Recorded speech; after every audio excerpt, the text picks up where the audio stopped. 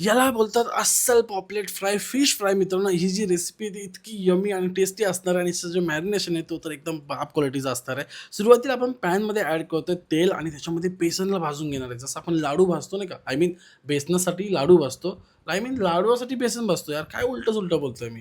I mean असं जेव्हा आपण बेसनाचे लाडू बनवतो तेव्हा बेसनला भाजून घेतो त्याच टाईपचं भाजून घ्यायचं. फक्त तेलामध्ये भाजून घ्यायचं प्रॉपर आणि ते भाजलेलं बेसन साईडला ठेवा. मॅरिनेशनचा यूज करायचा आहे. इथे तुम्हाला जी पाहिजे ती फिश तुम्ही घेऊ शकता. मी इथे घेतलेलं आहे सुरुवातीला पॉपलेट. पॉपलेटला थोडे कट लावून घेतोय. अख्खा पॉपलेट ठेवणार आहे. एकदम मोठा पॉपलेट आहे माझ्या हाताएवढा आणि त्याला मी पूर्ण मॅरिनेट करून घेणार आहे. आता मॅरिनेशनसाठी सिंपल अद्रक, लसूण, मिरचीची पेस्ट, त्यामध्ये थोडी आगरी कोळी मसाला, काश्मीरी मिरची पावडर, धने जिरा पावडर, त्याच्यानंतर गरम मसाला, हळद, नंतर थोडी लेमन ज्यूस, चिंचेचा पेस्ट टाकले, त्यानंतर टाकलं बेसनाची पेस्ट जी आपण भाजलेली आहे, चवीनुसार मीठ टाकलेलं आहे. त्यानंतर मित्रांनो याच्यामध्ये ॲड करायचं थोडंसं पाणी. आता जिथे मी चिंच यूज केलं तिथे मी कोकम पण यूज करू शकता.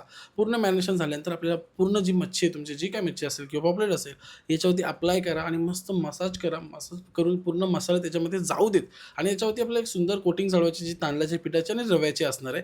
तांदळाचं पीठ थोडं रवा टाकून आपण मिक्स करून त्याच्यावरती थोडी कोटिंग लावून घ्यायची. तुम्ही असं पण करू शकता किंवा त्याच्यामध्ये असं अलटी-पलटी करून तुम्ही कोटिंग चढवू शकता.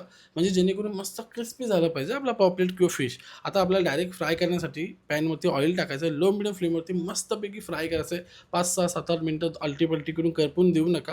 कारण का मसाल्याची जी जादू आहे ना, हाय तुम्ही मसालेच खात राहाल एवढं नक्की. कारण का जी मॅरिनेशन आपण बनवली ती खूप क्रेझी आणि मजेदार आणि टेस्टी असणार आहे. यामध्ये थोडा लेमन ज्यूस टाका वरतून, लिंबू वगैरे पिळा. भाकरीसोबत खा, कशासोबत पण खा, भातासोबत खा.